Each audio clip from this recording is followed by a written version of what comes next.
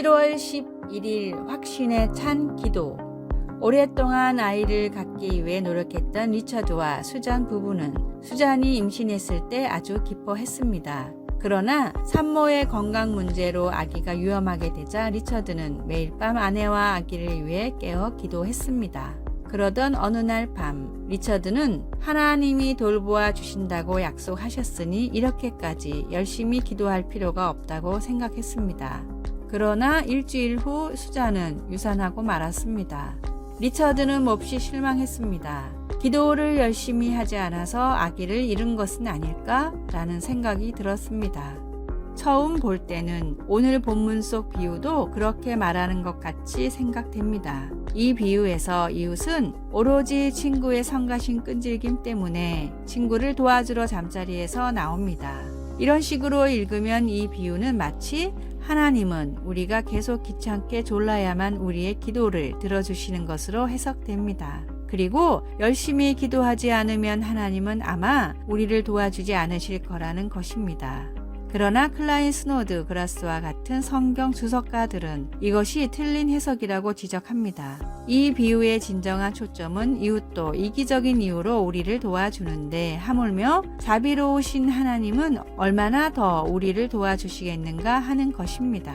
그러므로 우리는 하나님이 결함 있는 인간들보다 더 유대하시다는 것을 알고 확신을 가지고 강구할 수 있습니다. 하나님은 결코 이 비유에 나오는 이웃이 아닙니다. 아니, 그 반대이십니다. 왜 아기를 잃게 되었는지는 모르지만 당신이 기도를 열심히 하지 않아서가 아니며 하나님은 그런 분이 아니라는 것을 알아야 합니다. 말씀. 너희 중에 아버지 된 자로서 누가 아들이 생선을 달라 하는데 생선 대신에 뱀을 주며. 누가복음 11장 5절에서 13절. 찬송 361장 기도하는 이 시간. 기도.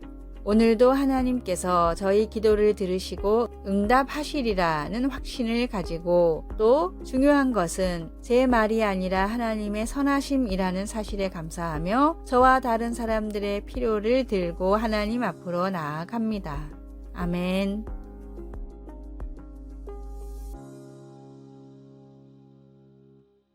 (7월 12일) 화요일 신앙의 생명주기. 세계를 움직이는 50인의 사상가 중 한 명인 찰스 핸디는 생명의 주기곡선이라는 이론을 만들었습니다. 모든 기업이나 국가, 심지어 유행하는 상품들도 시작과 끝이 있고 그 과정이 도입기와 성장기, 성숙기를 거쳐 결국 소멸한다는 것을 나타낸 그래프입니다. 대부분 성공적인 기업이나 상품들은 초기에는 천천히 성장을 하다가도 궤도에 진입을 하면 갑자기 폭발적인 성장을 합니다. 그러다 유명해진 성숙 단계에서는 속도가 점점 퇴화되며 정체됩니다. 여기서 새로운 동력을 얻어서 다시 올라가지 못하면 심지어 전 세계가 열광하던 어떤 것이라도 갑자기 소멸해 버립니다. 찰스는 특히 도입기와 성장기에서는 한 번의 실수로 모든 것이 무너져 버리는 특이점과 성장기와 성숙기에서 안정을 추구하려다 새로운 성장 동력을 못 찾고 소멸해 버리는 변곡점이 있어서 이 단계에서 새로운 시도를 하지 않으면 지속적으로 발전하지 못하고 소멸된다고 주장했습니다. 어쩌면 신앙의 주기도 이와 비슷합니다.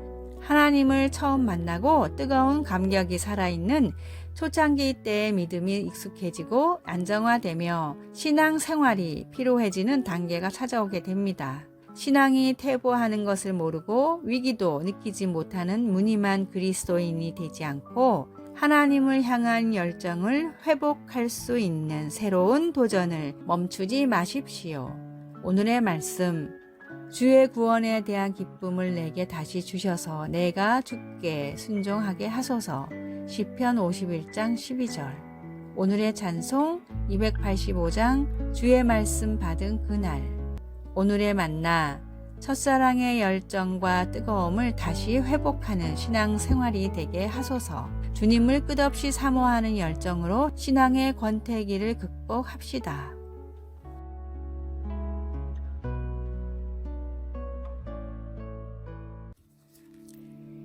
7월 13일 수요일 하나님의 도움을 구하기. 1800년대 후반 메뚜기 떼가 미네소타주로 내려와 무려 5년간 농작물을 훼손시켰습니다.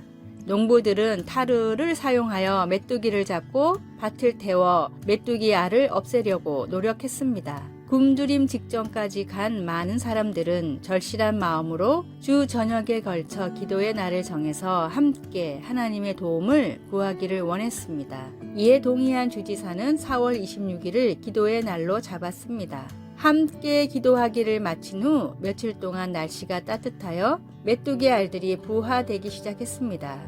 하지만 나흘 후 놀랍게도 갑자기 온도가 영하로 떨어져 애벌레들이 모두 죽어버려서 많은 사람들이 크게 기뻐했습니다. 이제 미네소타주 농부들은 다시 옥수수와 밀 그리고 귀리를 추수할 수 있게 되었습니다. 여호사밧 왕의 통치 기간 동안 하나님의 백성들을 구원한 것 또한 기도였습니다. 강력한 군대가 그를 대적하러 온다는 소식을 접한 여호사밧은 하나님의 백성들을 불러서 기도하고 금식하게 했습니다. 백성들은 이전에 하나님께서 어떻게 그들을 구하셨는지 기도로 하나님께 상기시켰습니다.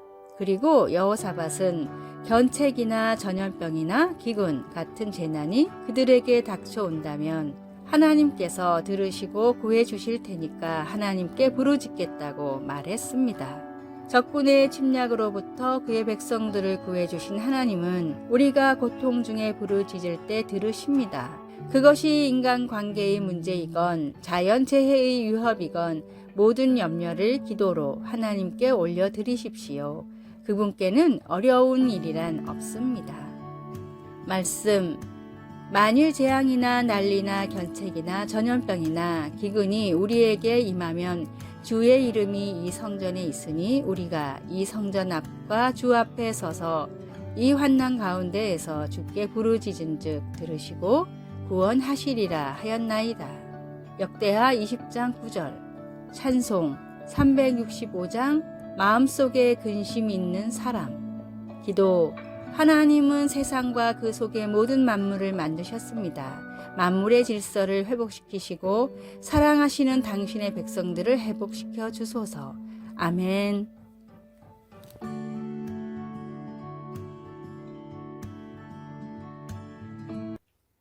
7월 14일 목요일.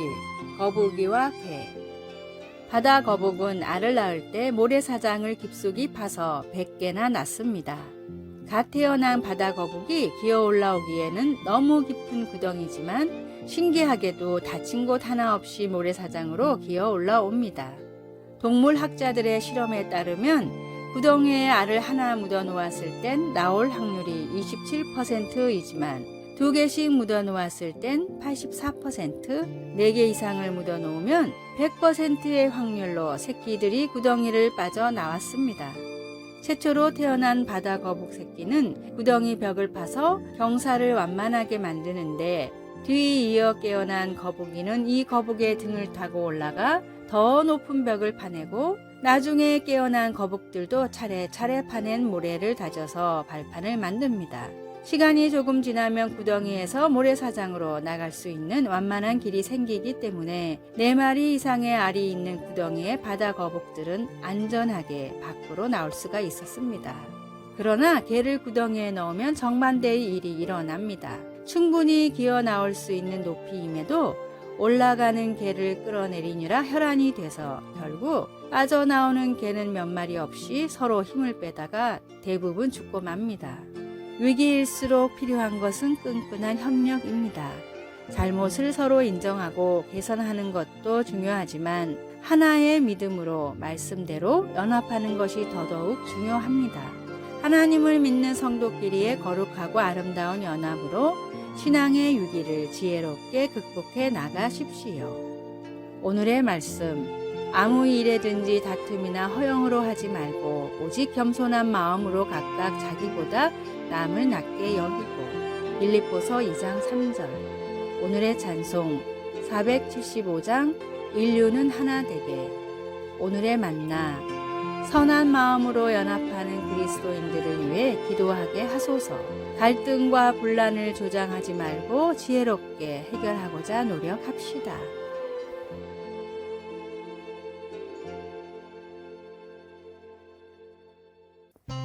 7월 15일 금요일 빛과 소금이 되는 이야기.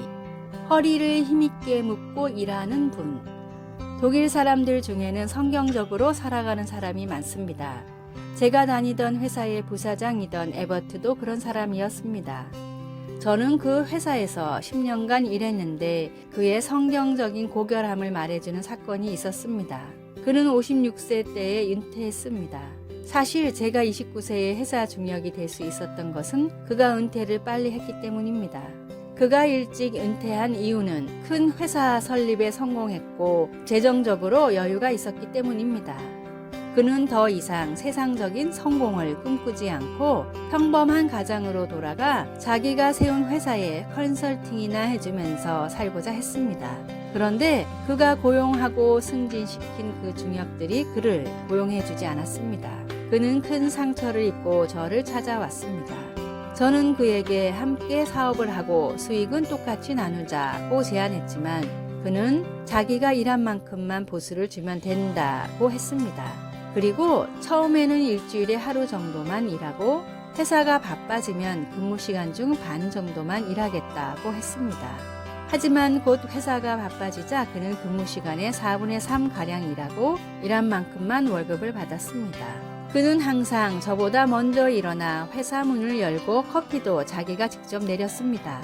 그는 하나님의 말씀 그대로 자기 허리를 힘있게 묶고 일하는 분이었습니다. 힘있게 허리를 묶는다는 말은 자기가 맡은 일을 열심히 한다는 뜻입니다. 그런 그가 있어서 저는 더 열심히 일할 수 있었습니다. 지극히 작은 것에 충성된 자는 큰 것에도 충성되고 지극히 작은 것에 불의한 자는 큰 것에도 불의하니라. 누가복음 16장 10절. 아래의 빨간색 글자 구독을 누르시어 더 많은 전도의 열매를 맺으시기를 기도합니다.